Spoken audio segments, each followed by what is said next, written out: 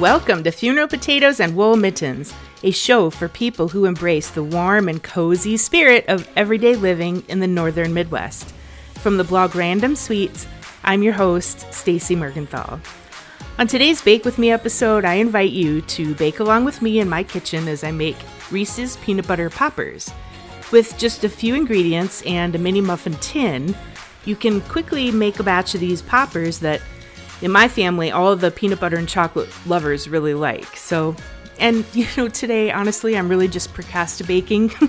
I have other projects I should be doing. I'm trying to sort through and organize, get rid of some things in my closet and some scrapbooking things because I don't ever scrapbook.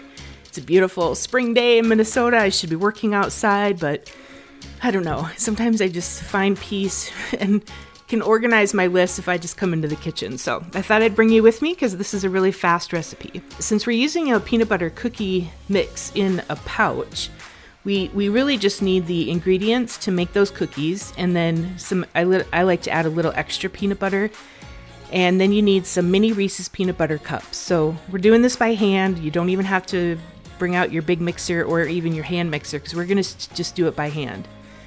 So depending on how large of a cookie pouch that you use, this recipe makes about 36 poppers. I won't really say how many servings because serving size really varies depending on how much self-control you have. 36 poppers might mean 4 servings. So I'm looking at my cookie mix, and mine is a 17.5 ounce Betty Crocker peanut butter cookie mix, but you can get all different brands. Sizes are different. I know I have one in my pantry that's Betty Crocker peanut butter cookie mix, but it's a 20% more free.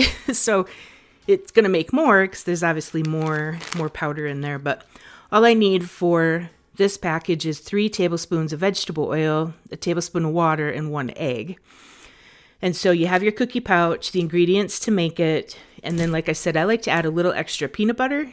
You certainly don't need to, but I add a little bit, about 1/4 cup of creamy peanut butter. And then you need you don't need mini Reese's peanut butter cups, and about 36, and then unwrap them. I do that first, or before I really get started. All right, so for equipment, you're just going to need a bowl and a spatula to stir up the dough, and a whisk or a fork, because the water, egg, and oil that you're going to whisk together is done with a whisk or a fork.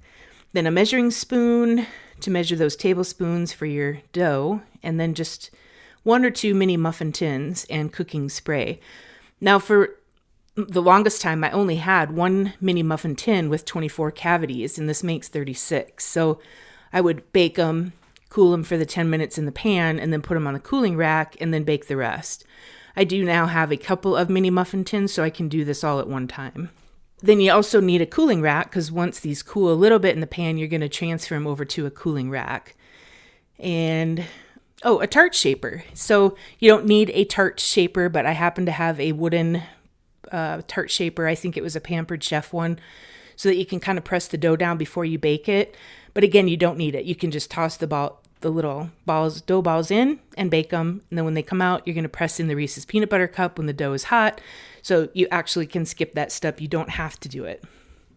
So we're going to start making it. So I'm going to kind of walk away here for a minute, but we're going to spray those mini muffin tins with some cooking spray. And you want to kind of get the spray on the top a little bit because you want to make these small enough that they don't come bake up over the tops because they'll stick. So what I try to do is not do that, but I do spray them a little on the top so that if it does come up over the edge, they're not going to stick to the top. So I'm going to walk away for just a second so that I can spray those mini muffin tins.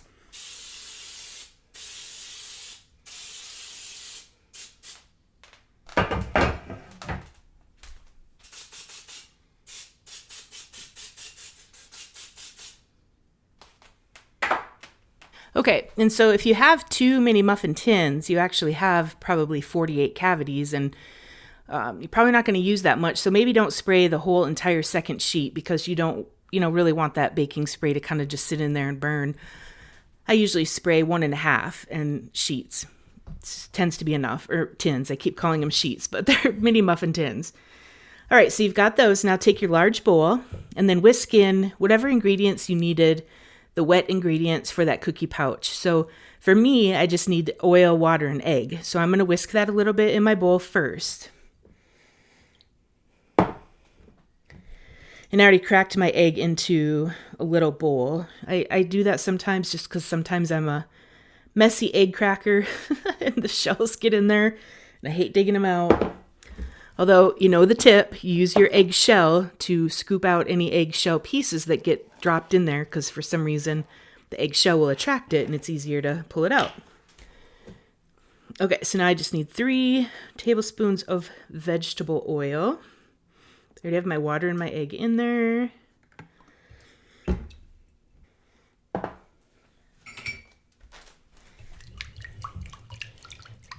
So I just like to whisk those the wet ingredients before I add the dry ingredients.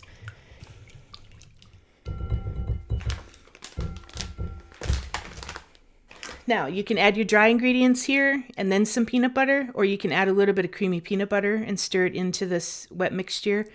Either way is fine. I've done it both ways.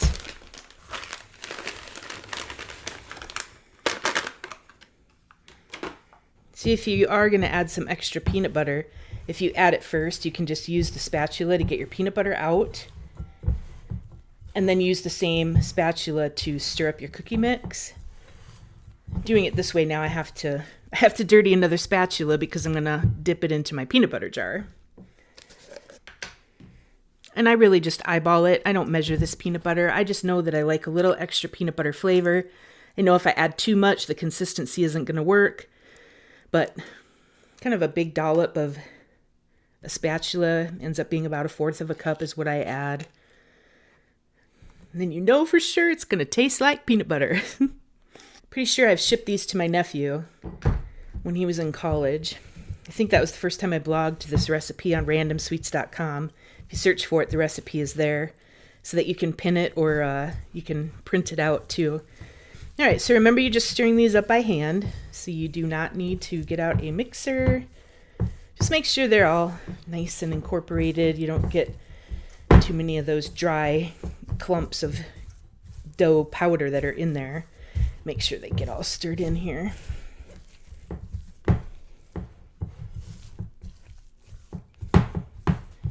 All right, that's looking good. All right, so you've taken the ingredients that you need for the pouch mix, mixed those with the pouch, added a little bit of peanut butter. Now you have your dough. That's all it is. Now we're going to shape these into just little balls and put them in the mini muffin tins. And remember I said you just don't want them to be so big that they come out over the top. So you're going to seem like you're making these little tiny balls of dough and that they're not going to be big enough. But remember, they're going to bake and puff up a little bit. And you still need room for each cavity to have a Reese's peanut butter cup in. So you just don't need that much dough. Definitely not golf ball size, but it's a little bigger than a marble, if that helps. I don't know how to explain it, and then just roll them in your hands and make these little dough balls. So I'm just going to keep doing that here until all the dough is taken up. And like I said, if it's about 36, yeah, these are definitely bigger than a marble. I don't want to say they're a marble, they're bigger, but yeah, you just keep rolling them into balls. And if you end up having dough still and you only sprayed half of your other pan and you're like, well, now I still have some, just give it a spray and fill it up. Because some of those pouches, like I said, when they do the 20% more or 25% more, you don't really know how many you're going to get out of them. And sometimes maybe you could get 48. This is very similar to how I make my peanut butter blossoms. So obviously you can make a homemade peanut butter cookie dough. Same with this. If you have homemade peanut butter cookie dough that you like to make that. And then do these, roll them in balls and make them into these little poppers.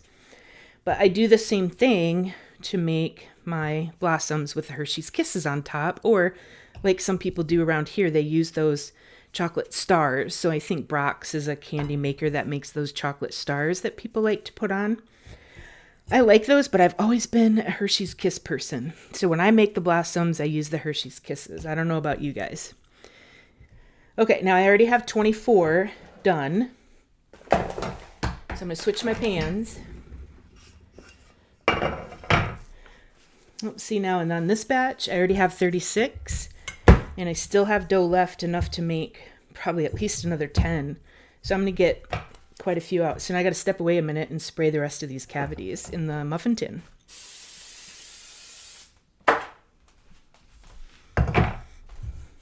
Okay, so I'm going to keep going here.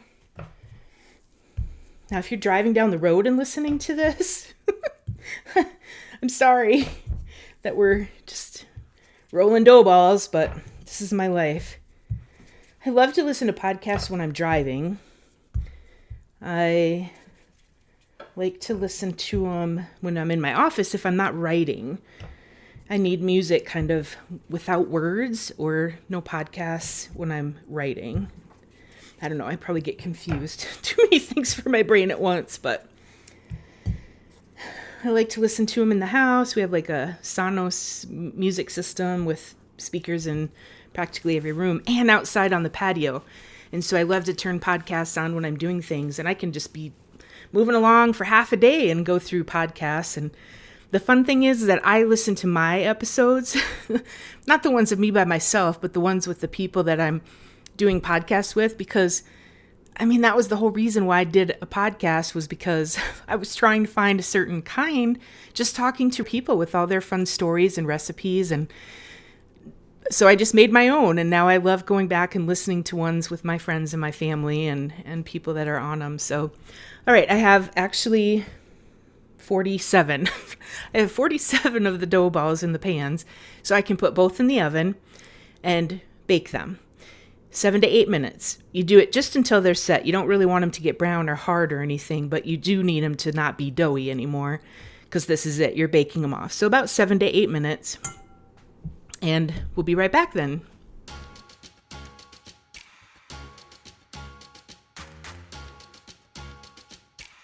All right, so our dough balls are in the oven, and this is just a good time to remember, if you didn't already unwrap your mini Reese's peanut butter cups, you'll want to do that now.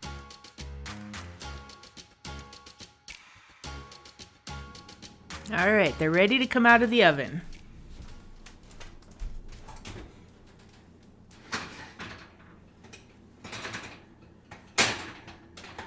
So now you just want to take your unwrapped Reese's peanut butter cups and then press them just gently down into the dough.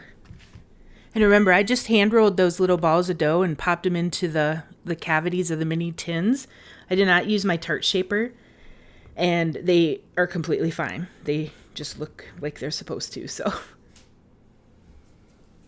And that's the last one. I got them all in there. All right, so that's it for that step. You have the Reese's peanut butter cups in the dough. You want to let those cool in those muffin tins for about 10 minutes. Not much longer, because you don't want them to get stuck in the pans, but you also can't really take them out right away or they'll fall apart. So give it about 10 minutes to cool, and then put them all onto your cooling rack. That's it. So we'll wait just 10 minutes and I'll be back. All right, time's up. 10 minutes done. Pop those poppers out of the mini muffin tins onto your cooling rack. Then when they are cooled, make sure that you're storing them in an airtight container.